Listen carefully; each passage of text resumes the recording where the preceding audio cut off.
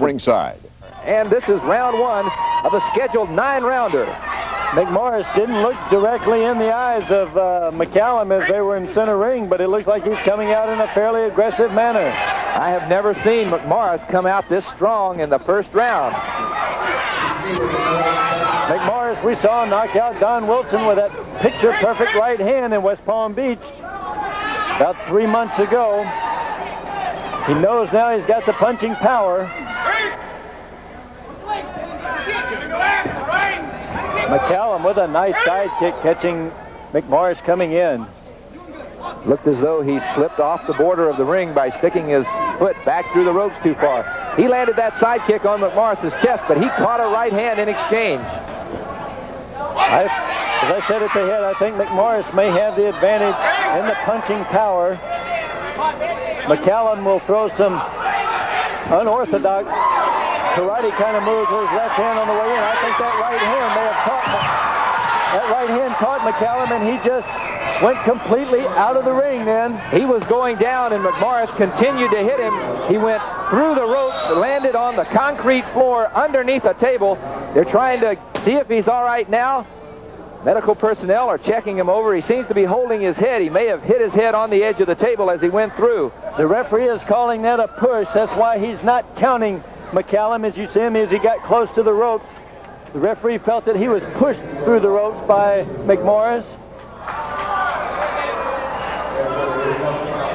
It's hard to see from here if McCallum is conscious. He's moving, he's holding his head. Now they've taken his hands away from his head so they can examine it. Tremendous first round action where they were coming at each other. It's unfortunate that he would have been staggered so that he'd sit on that bottom rope and then move through. He seems to be speaking, but his eyes are closed. They have an ice pack on his head. He's now climbing back into the ring. Characteristic of Ray McCallum that he would get back into the ring and want to fight. He was staggered before he went out of the ring. He could have been staggered by hitting his head on the table as he fell out of the ring. Center referee Jay Will checking with the medical personnel to make sure that he is okay.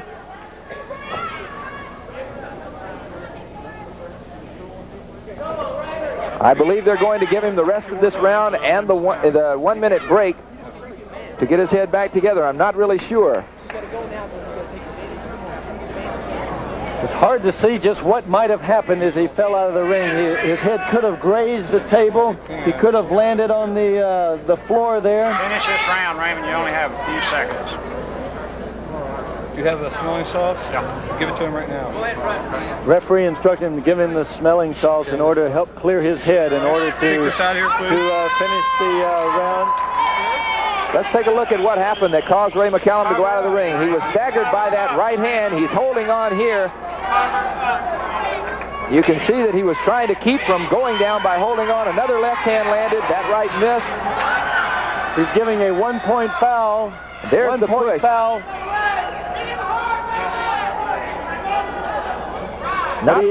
Not really an intentional push on McMorris's part.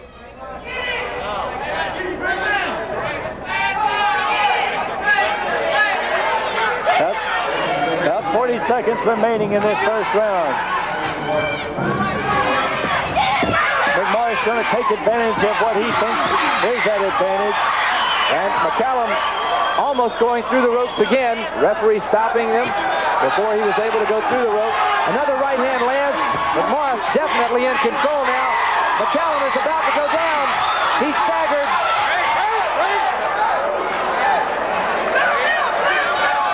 The question is, will Ray McCallum be able to finish this round? He valiantly decided to continue to finish out the latter half of this round. And he seems to be getting it back together as the blows land by McMorris. Eyes look glassy to me. His reflex is not what it was when the fight started, but he is, as he did against Wallace, reflexively staying in there. We'll be back with round two right after this. Don't be left in the dark when it comes to personal defense. Now, McMorris opens up with a double left round kick as he pulls across the ring. McCallum fighting more cautiously in the second round. He landed that left hand. That's the unorthodox left kind of lead that McCallum will throw, which he does very well in his point karate training. Good right hand by McCallum as McMorris is closing the distance. I don't believe he was hurt by that, but it did land, and he did go down to his He was knee. a little off balance, and the right hand caught him just as he was coming in, leaning a little bit. Another left hand lead lands on McMorris's face, and then McCallum immediately grabs hold with the right arm.